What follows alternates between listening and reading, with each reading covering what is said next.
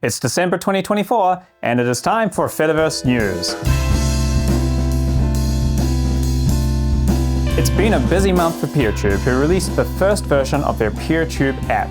It's super basic at this stage, but runs smoothly and lets you peer into the PeerTube universe from your own device rather than having to go find an instance.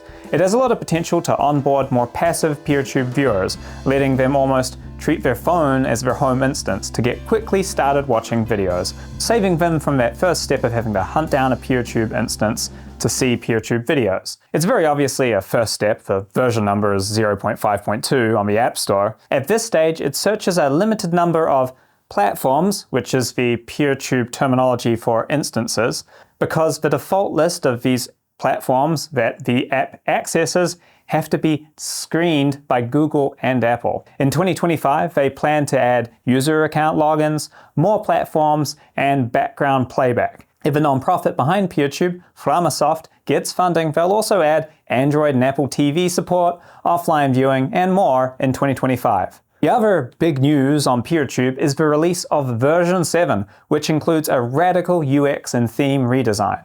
A lot of open source software is developed and worked on by small teams or solo programmers without a UX or designer on the team.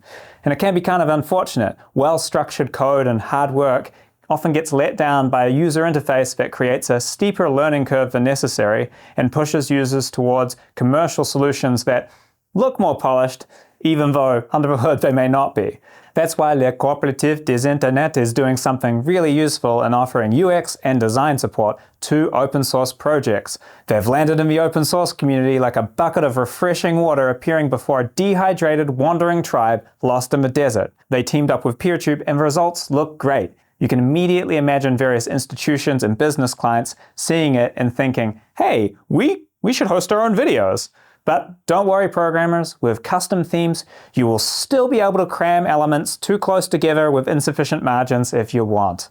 And pour one out this week for Mammoth and Subclub, who have become the victims of the giveth and taketh of Mozilla's recent pivot towards, and then away from, among other things, the Fediverse. Mammoth, which was originally developed by the folks behind Avery, a third-party Twitter client, was acquired by BLVD Inc., a Delaware-registered corp, funded largely by Mozilla to the tune of somewhere between $1 and $2 million.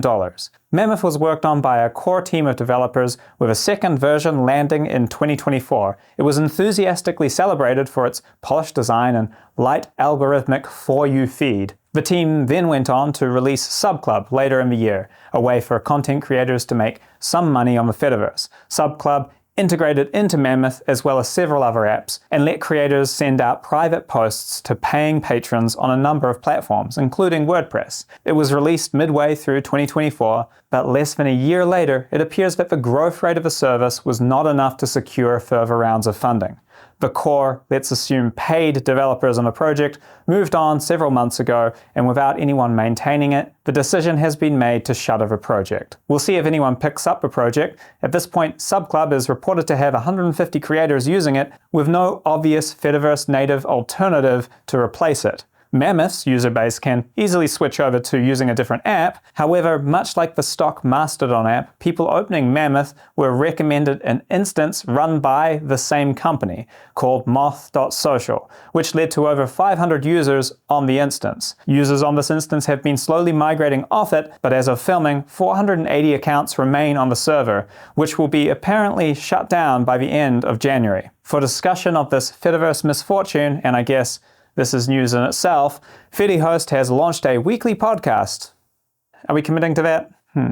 Fedihost has launched a somewhat regular podcast. In episode 2, we talk about this sad outcome from the perspective of a for-profit entity operating in a frequently free and open source ecosystem. Bridgy Fed, which has been working to bridge the Fediverse with the ATProtocol used by BlueSky, has officially moved from a side project of Ryan Barrett to a formal nonprofit called A New Social. After ruffling a few feathers with an initial on-by-default release, this should address some concerns by turning the project into a more transparent entity working towards a goal of a Fediverse with greater reach and options. Creating an entity to pursue this goal should increase legitimacy and make it easier to get stakeholders on board with the project. And finally, Flipboard have been working on a social web browsing app called Surf, currently accepting signups for an invite-only beta.